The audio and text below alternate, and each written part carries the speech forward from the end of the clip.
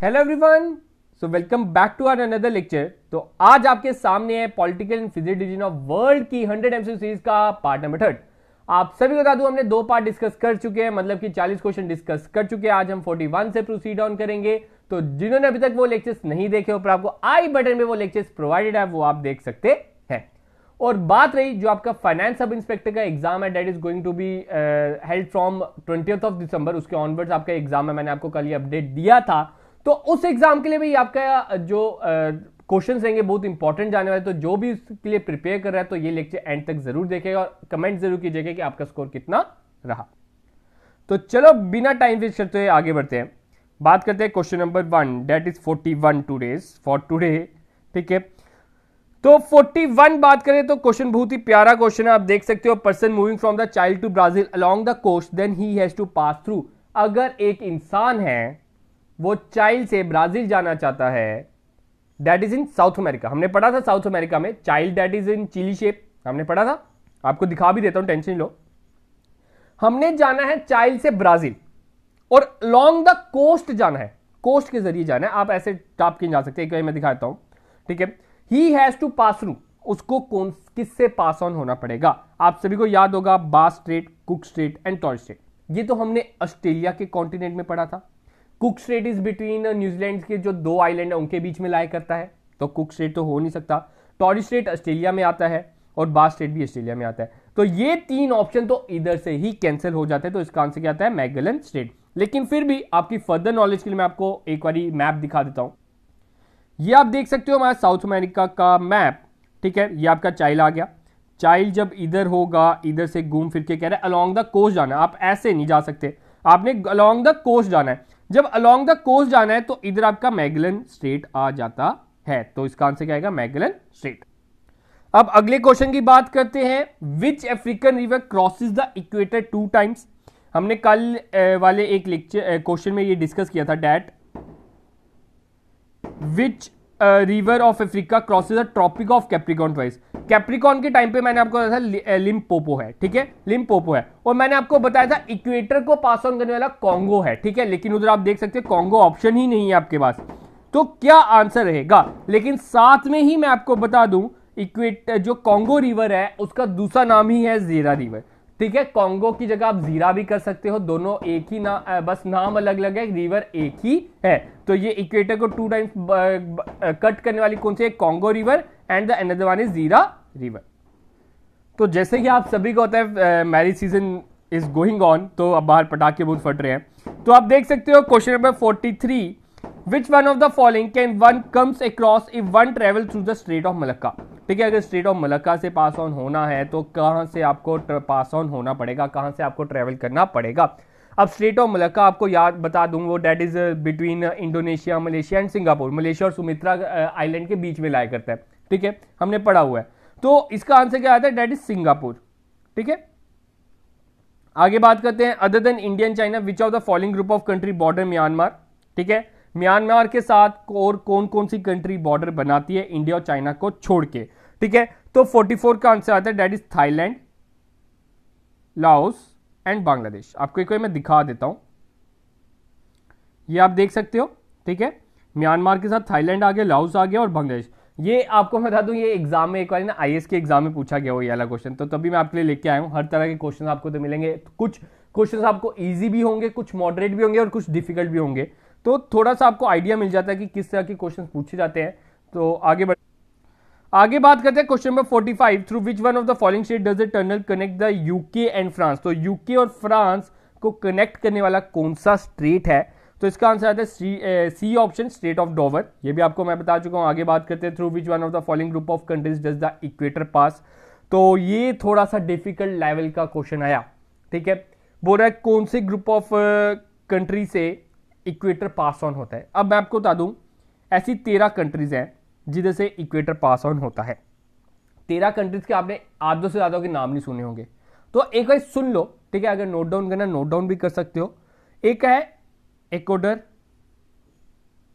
Colombia, ठीक है, Brazil, republic of Congo, democratic public of Congo, साउ, Uganda, Kenya, Maldives, Somalia, Indonesia and Kiribati. देखो इनमें से आपने ना, देखो ये जितनी भी कंट्रीज है इसमें मैक्सिमम मोर देन 60-70% ऐसी कंट्रीज है जो डेवलप्ड ही नहीं है प्रॉपर, ठीक है, अंडर डेवलप्ड है। तो आपने जो कंट्रीज है, जो इनमें मेन कंट्रीज है वो ही याद रखो, वही आपके लिए काफी है, ठीक है। इसमें आप एक याद रख लो कोलंबिया, कोलंबिया से इक्वेटर पास होता है, ये पूछा जाता है एग्जाम, अगर एग्जामिनर का मन होगा क्वेश्चन डिफिकल्ट डालने का तो ये पूछ सकता है। ब्राजील, अगला आप याद सकते हो युगांडा, कीनिया, मालदीव्स, इंडोनेशिया। ये 6 कंट्रीज याद रखो बस, ठीक है। तो इधर से आपको कौन सा ऑप्शन दिख रहा है, तो 46 का बी ऑप्शन दिख जाएगा आपको, तो आप देख सकते हो कोलंबिया भी था, कीनिया भी था, इंडोनेशिया भी था, तो इसका आंसर क्या देगा, B option. 47, which of the following is known as the coffee port of the world. Coffee port किसे बोला जाता है, कौन सी कंट्री को बोला जाता है, डेट इज सेंटोस, ठीक है, सेंटोस को बोला जाता है, ये भी important one. Which country is the world's largest archaeology. Archaeology मैंने आपको बताया it means the groups of island. अब ग्रुप्स ऑफ आइलैंड को आर्कियोलॉजी बोलते हैं, तो ऐसी कौन सी कंट्री है जो वर्ल्ड की largest archaeology, that is Indonesia. आपको मैं बता दूं Indonesia is made up of around 15 to 18,000 islands, 15-18,000 उधर आइलैंड्स है, तो उसके कारण it is the world's largest archaeology. 49, which of the following island is the disputed island between India and Bangladesh. तो इंडिया और बांग्लादेश के बीच में कौन सा आपका डिस्प्यूटेड आइलैंड आता है, डेट इज न्यू मोरे, ठीक है। वो कहते हैं कि हमारा है, इंडिया वाले कहते हैं कि हमारा है, यह सही, ठीक है, उनमें डिस्प्यूटेड ये आइलैंड है।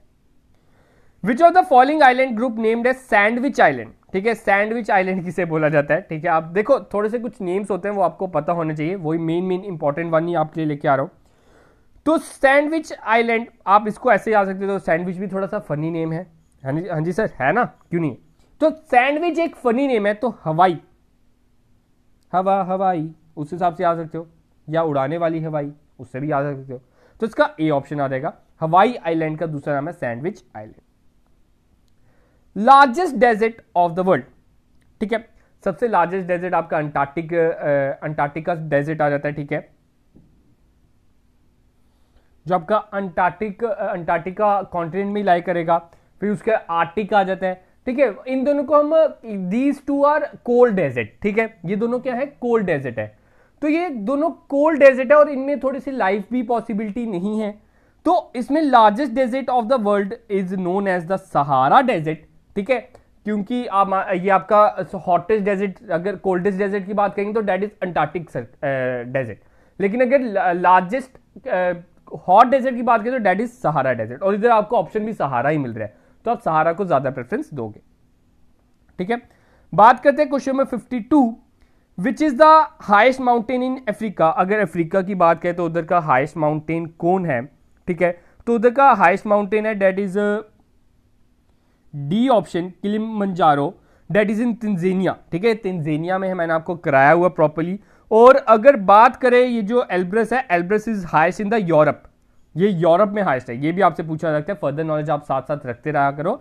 एल्ब्रस इज यूरोप, ई से याद रखेंगे हम, ठीक है।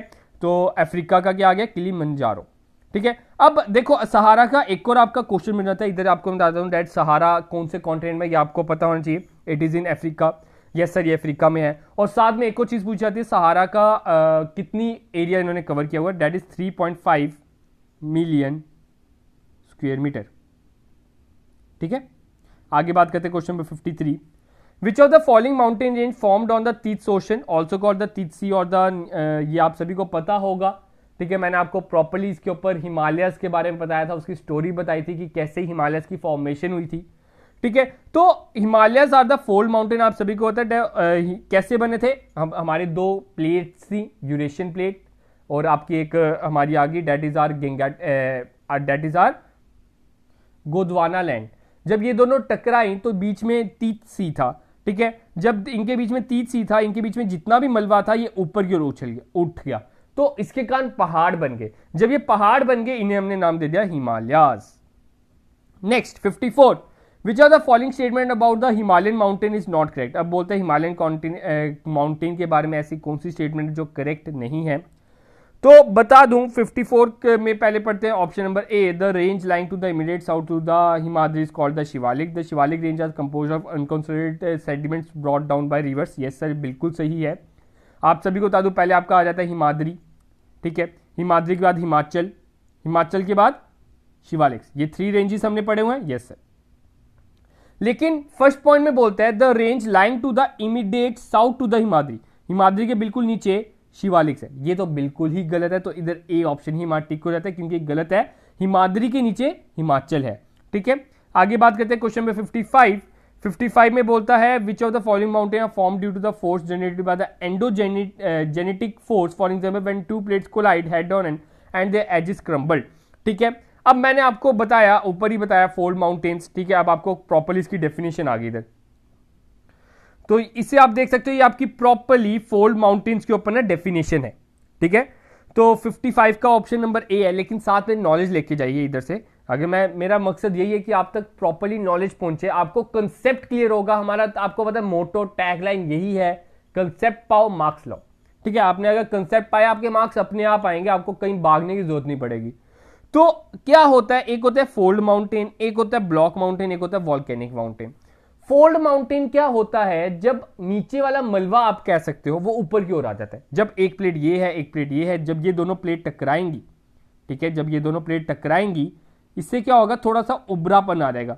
जब ये उबरापन ऐसे ऐसे ऊपर की ओर उछलेगा, ये दोनों क्या करेंगी, एक दूसरे की ओर आती है इसमें, ठीक है, अट्रैक्ट करती है, तो इससे उबरापन आ जाता है, इसको हम बोलते हैं फोल्ड माउंटेन। लेकिन कभी कभार ये एक दूसरे से दूर भागती है, तो ये क्या करती है, इस तरह के माउंटेन बना देती है, थोड़ी सी अंदर की ओर ढल जाती है धरती, आप ये मान सकते हो। तो इसको हम बोलते हैं ब्लॉक माउंटेन। ठीक है, which of the following mountain is a volcanic mountain. अब बोलता है इसमें से कौन सा वॉल्केनिक माउंटेन है, तो that is a Mount Fuji. ये मैंने आपको बताया था। अब आपका होमवर्क है, आपने बताया ना माउंट फूजी है कहां पे, कौन से कॉन्टिनेंट में, जल्दी से कमेंट सेक्शन में लिख के बताओ। अगर आपको नहीं भी पता, मैं कहूंगा आप गूगल कीजिए। याद रखना मेरी ये बात, जब आप गूगल करोगे आपको ये चीज कभी नहीं भूलने वाली, जिंदगी भर नहीं भूलने वाली। अगर मैं बता दूंगा तो फिर तो सिर्फ 2 दिन तक याद रहेगी। आगे बात करते हैं question number 57, which of the following are world's longest continental mountain ranges. तो लॉन्गेस्ट कॉन्टिनेंटल माउंटेन रेंजेस बोल रहे हैं। ठीक है, लॉन्गेस्ट मतलब लंबा, ऐसे लंबे की तरफ, ऊंचे नहीं। ठीक है, तो लंबा बोल रहा है, तो वर्ल्ड के लॉन्गेस्ट कॉन्टिनेंट माउंटेन है, that is Andes, and it is the second highest. Highest में बात करें तो सेकंड है। ठीक है, तो एंडीज माउंटेन आपको पता होना चाहिए, साउथ अमेरिका में आप देख सकते हैं एंडीज माउंटेन की रेंजेस कहां से स्टार्ट हुई है, टॉप लेवल से स्टार्ट हुई और नीचे तक जा रही है, तो इट इज द लॉन्गेस्ट, सबसे बड़े हैं। तो आगे बात करते हैं क्वेश्चन में 58 कहता है which continent's topography resembles like a bowl. ऐसा कौन सा कॉन्टिनेंट है जिसकी टोपोग्राफी एक बाउल की तरह है, तो that is South America. South America जो है उसकी जो टोपोग्राफी है, it looks like, it resembles like a bowl.